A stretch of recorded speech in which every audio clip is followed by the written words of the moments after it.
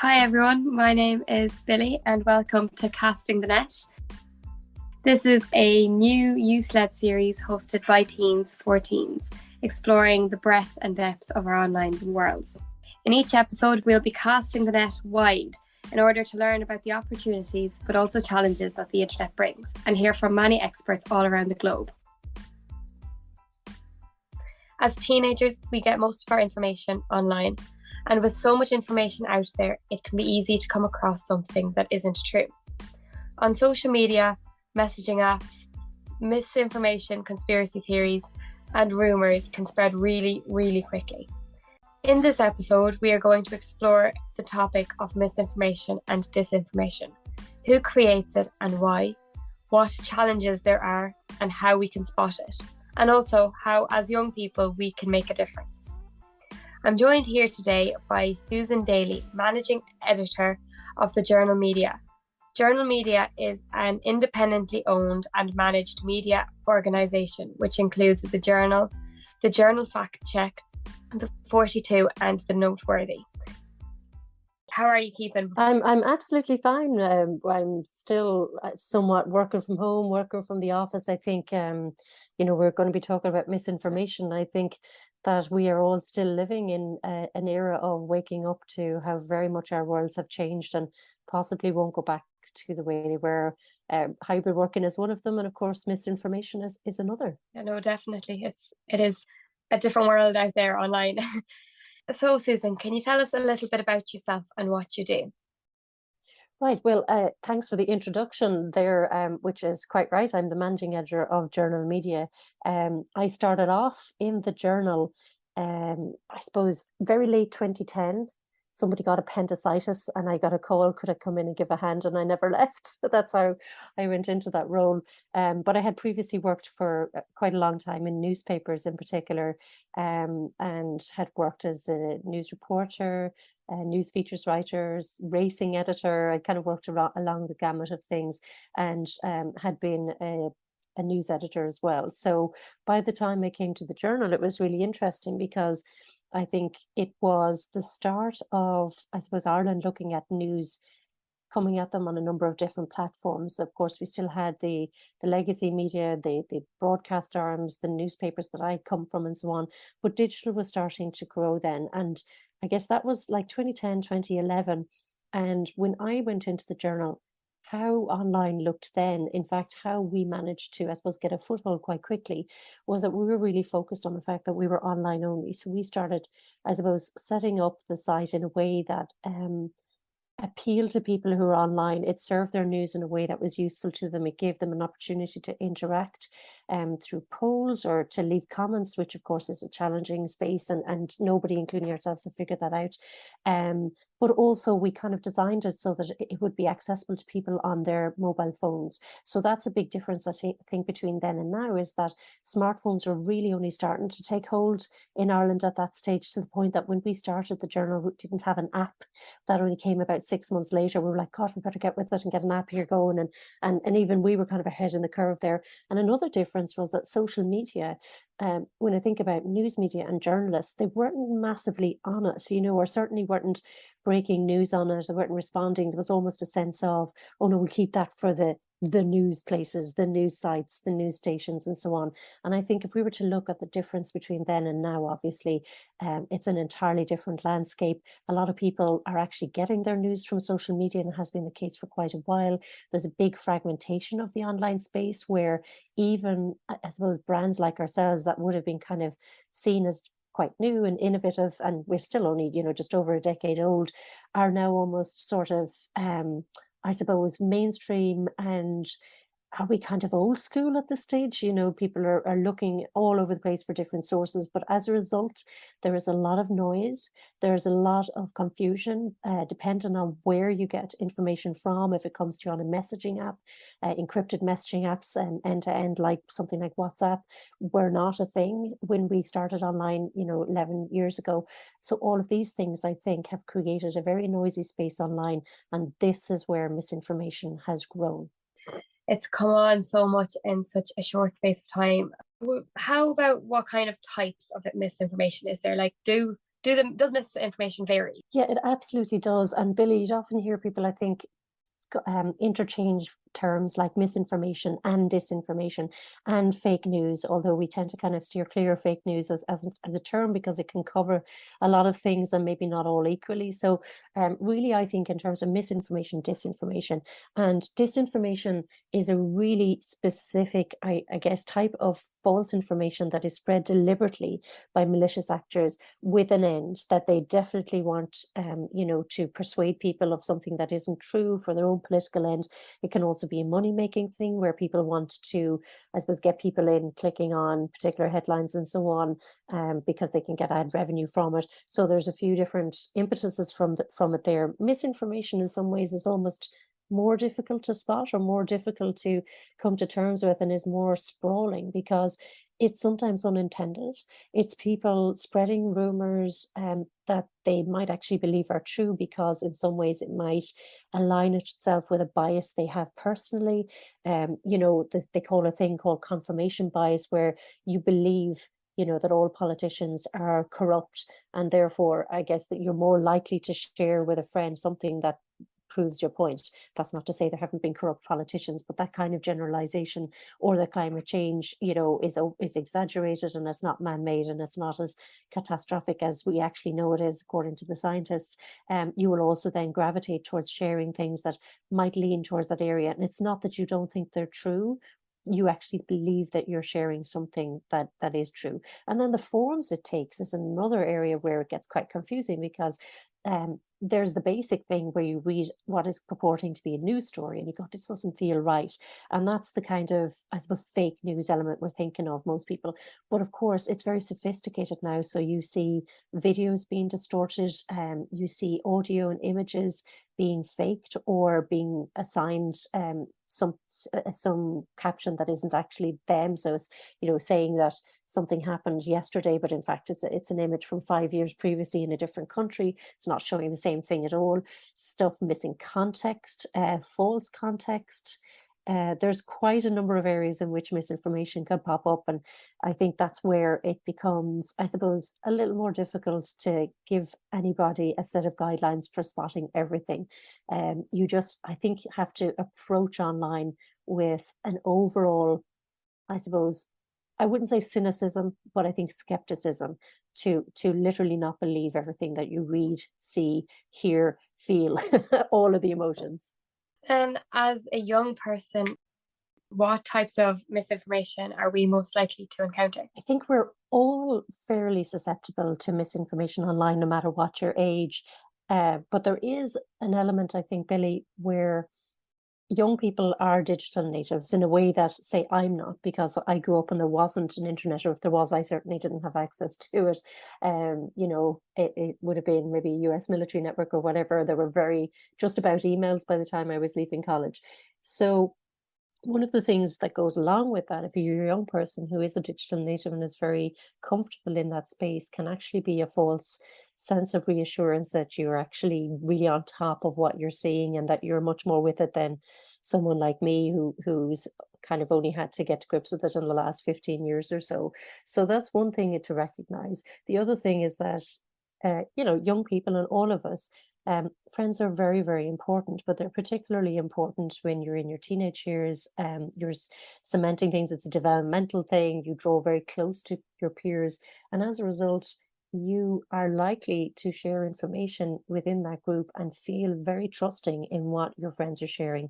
And because messaging apps and so on are actually really popular and important, and that's according to the usage data that we have, and the rise of TikTok and messaging that can disappear very quickly, so you can see something but maybe not get a chance to check it out and click on it, all leaves young people, I guess, in a position where they have to separate the emotion or the trust that's built with your friend who you might see every day, but something that they share, because it's not necessarily that they have checked it out for you. So that's one good thing, I think, to really realize. Apart from that, there's I suppose the rise of social media for all of us is really important to note, because we talk about social media as being something that is source agnostic, which means that you can't really readily identify the source, very much so on messaging apps, as I was saying. So this is something to recognize in where we get our information.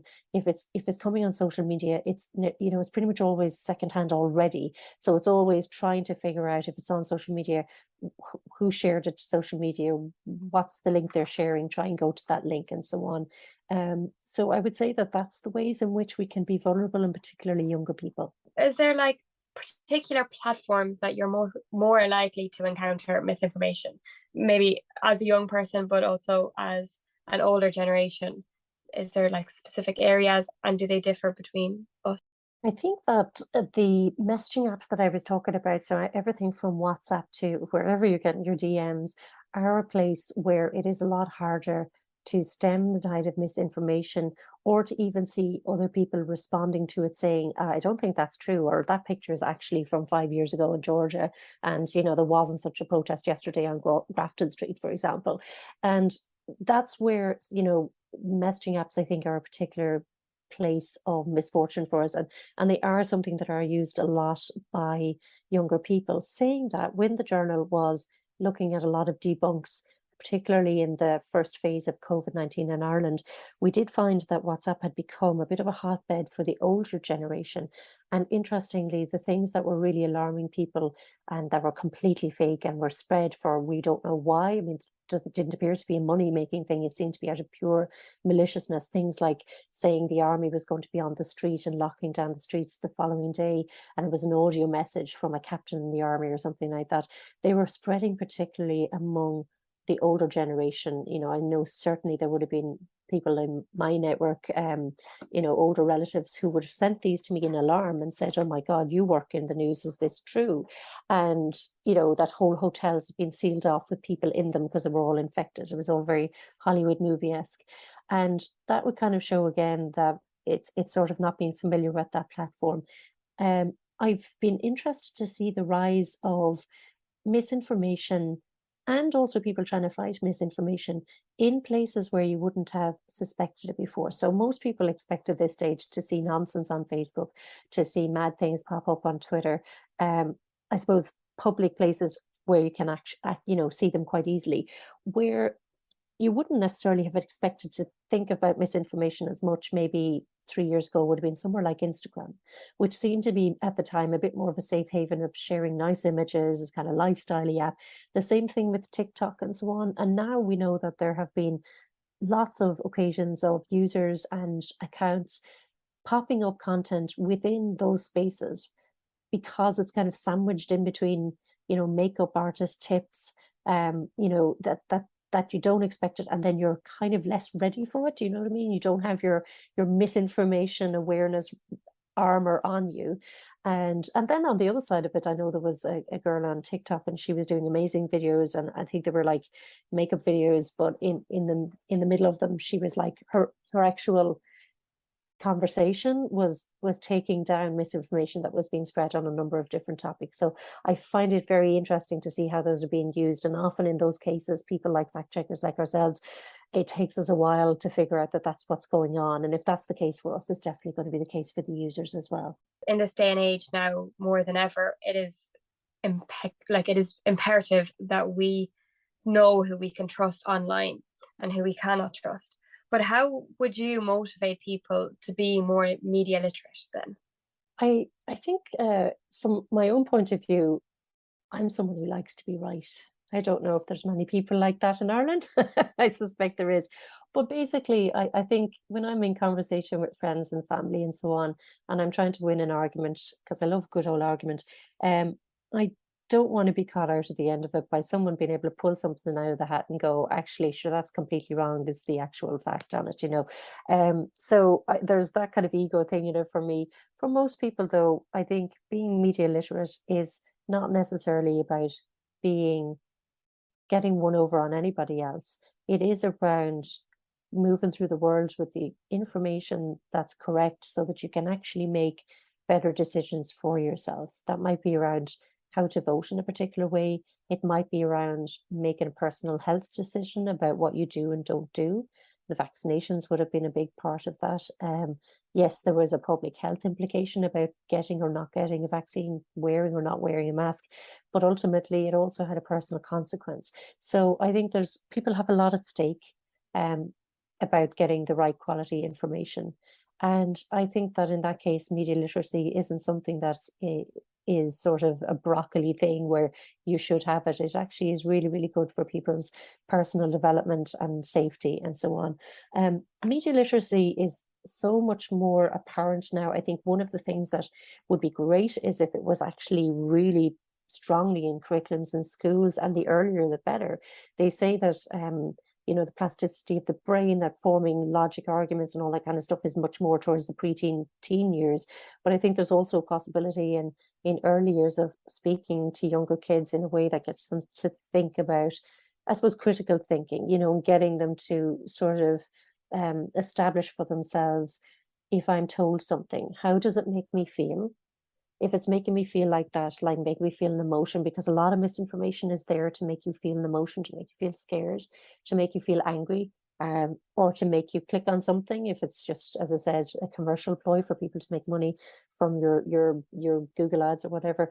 So if it's making you feel anyway funny, then that should make you stop. And I think Be Media Smart, which is an initiative there from Media Literacy Ireland, and I'll have to say I'm on the steering group Media Literacy Ireland, along with a lot of great institutions. So I am speaking from a place where we've been dealing with this a good bit. The Be Media Smart.ie is a really good site to have a look at. They would have had a campaign, I think a lot of people would have heard, because it would have been across television, radio, social, and so on, called Stop, Think, Check. And the stop was to kind of stop and look at what it is that you're reading. Or if you just read the headline, are you going in to read the rest of the text and the copy? Because sometimes the headline can be very far away from what's in the copy. Think about it. Think about how it is making you feel. And then you go and you check the nitty-gritty of it. So things I would look for is sometimes if you can get to the source of it, if you see something on social media and you go, well, I'm going to click through and actually read the whole thing, and you look at the website, sometimes the website can look really authoritative, but then you realize it's actually, a fake, or it's like, bbc.co.uk.tes or something weird like that. You should look at the author and see, have they written stuff elsewhere? Look at the actual issue and the topic and Google it and see what are other sources saying about it. And you might find that there's loads and loads of other sources saying the exact same thing, but are all of those sources sites you've never heard of, or are some of them news sites that you might trust, something like RTE? I mean, it's not to say that we need to trust RTE or the Journal or any other mainstream media, but you can kind of assess, okay, this is only being said by a particular, I suppose, type of site, or who also tend to say, COVID's not real or something like that. So I think those are all of the ways in which I would be looking at misinformation, or trying to assess whether something is misinformation or not. And that's just as a citizen. But if we can think of those things, they're very basic little checks to do for yourself. That is a really good way for people to, I suppose, gain some literacy and critical thinking around what they're seeing. Susan, in Ireland, how would our problem with misinformation compare to other parts of the world and other countries? Do we have a bigger problem, or would we have a smaller problem? Well, Billie, it's so interesting. I've had a lot of conversations about this in the last 2 years in particular, and I was lucky enough to finally get out of the country there earlier this year, and I went to Italy to meet a lot of my colleagues in the European fact-checking network. And we were having conversations about what we'd seen. And we also share with each other the kind of leading trends every month. And what we have always found is that Ireland is a bit of an outlier with misinformation. The other types of things that are spreading across Europe, you'll see a shadow of them sometimes in Ireland. And obviously when there's something global like COVID or the Ukraine war, those things will pop up in Ireland, of course, as well. But you'll find that our misinformation tends to be very localized to what particular Irish interests are. I don't know if that's a geographical thing. And certainly we did, inherit and bring over misinformation that was coming from the US, which really had nothing to do with us, stuff around, you know, the US presidential election and so on. But I think that's to do with Irish people's interest in American affairs and somehow feeling related to them. I suppose, you know, there's a lot of Irish American interest, and we can factor that in. So interestingly, Ireland does tend to throw up things that you don't see across the rest of Europe. And likewise, things that are going wild in Europe don't necessarily always come to our door. Where we do find there would have been outside influences was in some referendums, where you see all of a sudden there was a lot of misinformation coming in from pages and accounts that had never been there before. And you could see that they were potentially linked to similarly minded accounts in the US, for example, or in the UK in particular, when it comes to migration these days as well. We see some kind of common things there. One thing that I have learned from our international colleagues in fact checking is that because we're an English speaking country, we're in some ways slightly more protected, because there is more fact checking at work in English speaking countries, but also because a lot of the tech platforms are being held to account in places where English is the working language. So across Europe, the EU and the European Parliament, who are obviously looking very closely at this, and also in America. So when it comes to also moderating in a sort of, Facebook would say that they have a lot of moderators in the background where you can flag content. And I don't mean with fact checkers, on a very kind of basic, sort of day-to-day thing where you're flagging information. What I've been told, I was talking to Eastern European colleagues around what's popping up there for them around Ukraine, and obviously huge misinformation there at play because of the diversity of populations within their own countries, which often themselves are post USSR Soviet countries after the breakup of communism over there. And they were saying, you should see our Facebook pages because there is nobody moderating in our language. And so these things just go into a complete echo chamber and they never get taken down. I think that's absolutely fascinating. And given how many people in the world do not speak English, I think it's extremely worrying.